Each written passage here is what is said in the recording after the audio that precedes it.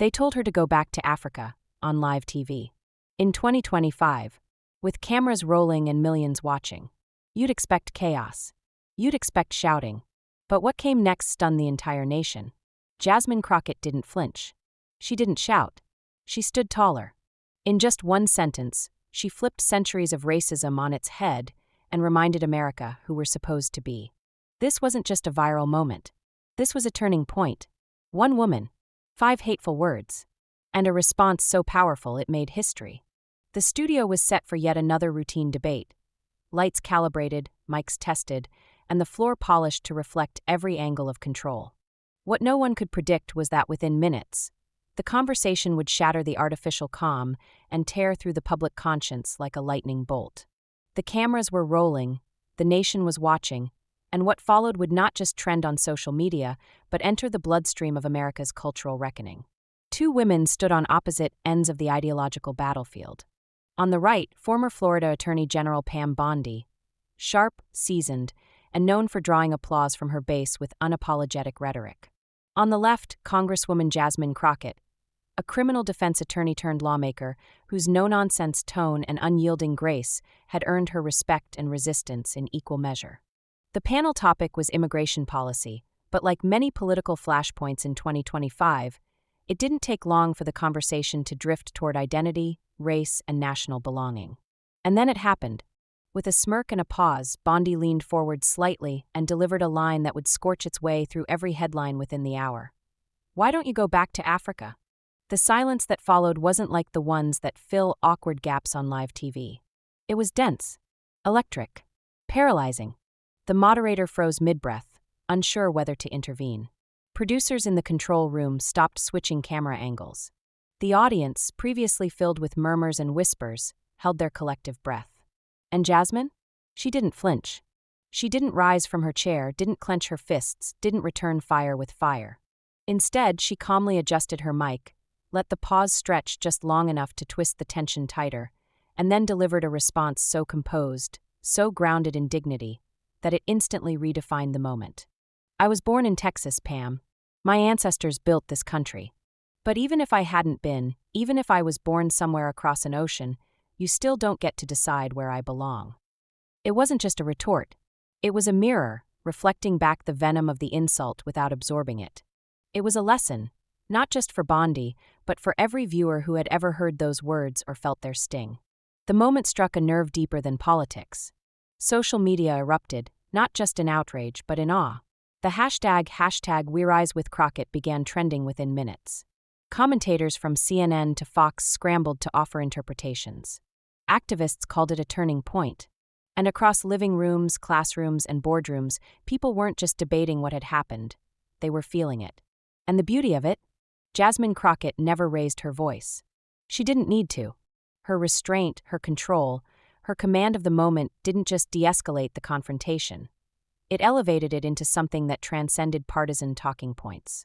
It became a blueprint for how to shut down bigotry without lowering yourself to it. Because in that moment on that stage, she wasn't just defending herself. She was defending everyone who had ever been told they didn't belong. And she was doing it with a kind of power that can't be taught. It has to be lived. So how did we get there? What led up to that explosive exchange? And what happened in the hours, days, and weeks after that moment became immortalized in clips, memes, op-eds, and lesson plans? The story behind those 6 words is deeper than the insult itself. It's about silence. It's about history. It's about what happens when you stop letting hate pass as opinion and decide to answer it with truth. This is that story. 3 days before the broadcast that shook the nation, Congresswoman Jasmine Crockett sat alone in her D.C. office. The hour was late, the hallways quiet, her staff long gone. Her blazer hung on the back of her chair, sleeves rolled up, eyes locked on a plain manila folder resting on her desk. It hadn't come through official channels. It wasn't sent by a reporter or an activist group. It was handed to her in the Capitol parking garage by a former staffer from a state committee. No name, just credentials and a sentence that clung to her like fog. "This needs sunlight." Inside were documents that sent a chill through her spine. Not headlines, not gossip, facts. Printed email exchanges. Internal memos. Screenshots of event guest lists. And one line circled in red ink.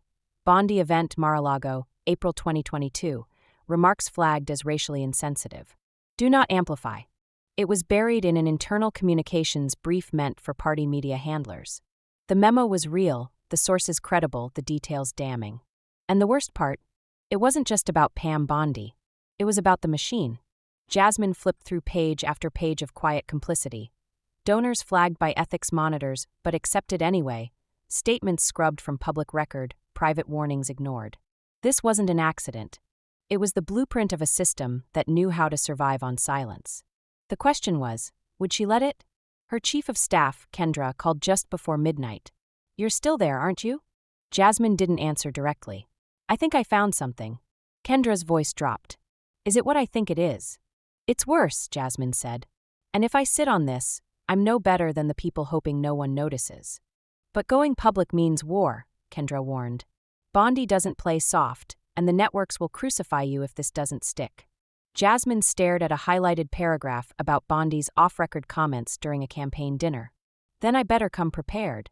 What Jasmine knew, what made her dangerous, was that she didn't need to scream to be heard. The evidence would speak for itself. And more importantly, she understood what the moment demanded. Not rage, but restraint. Not vengeance, but clarity. When the panel day arrived, Jasmine didn't bring a stack of papers or an entourage. Just one black notebook. She didn't need props. She brought truth. Bondi, on the other hand, came in full campaign mode. White blazer, pre-written zingers, and a grin that dared anyone to interrupt her. For the first 12 minutes, it was politics as usual. Bondi talked crime stats, border walls, restoring American values. Jasmine answered with policy data, quietly dismantling each claim without ever raising her voice. But then Bondi, perhaps feeling cornered, or maybe simply reckless, crossed the line. If you hate this country so much, she said with a performative smile, why don't you just go back to Africa? It wasn't scripted. Not even Bondi's team could have anticipated that level of audacity. The control room didn't cut to commercial. The moderator didn't speak. Even the studio crew went still. And that's when Jasmine took control, not just of the debate, but of the entire narrative. I was born in Texas, Pam, she said evenly, eyes locked forward. And even if I hadn't been, what gives you the right to decide where someone belongs? In a single moment, the hierarchy of power inverted. Bondi's smirk vanished. Her posture stiffened. The confidence drained from her voice as she stammered out a half-hearted defense about patriotism and misunderstood tone. But the nation had already heard what it needed. Jasmine didn't explode. She elevated. And that, more than any insult, was what pierced the noise. In the hours that followed, clips of Jasmine's calm but cutting response flooded every platform. News anchors paused mid-segment to replay the moment. Social media boiled over with praise and fury. Some called it a defining act of grace under pressure. Others demanded Bondi's resignation. But no one, absolutely no one, ignored it. Pam Bondi's team issued a late-night statement calling her words a misinterpreted expression of frustration. But the damage was done. Even her usual defenders hesitated. Major outlets pulled her from scheduled appearances. Her name began trending alongside terms like racist rhetoric and 2025's low point. Meanwhile, Jasmine Crockett didn't hold a press conference. She didn't post a thread. She went back to work. Quietly. Steadily. But America wasn't done listening. Her inbox flooded with letters from teachers, veterans, pastors, mothers. A retired civil rights lawyer wrote, "You did in seconds what took us years, made them listen without shouting." And it wasn't just praise. It was momentum. A local school board passed a resolution to teach the moment as part of a civic discourse module.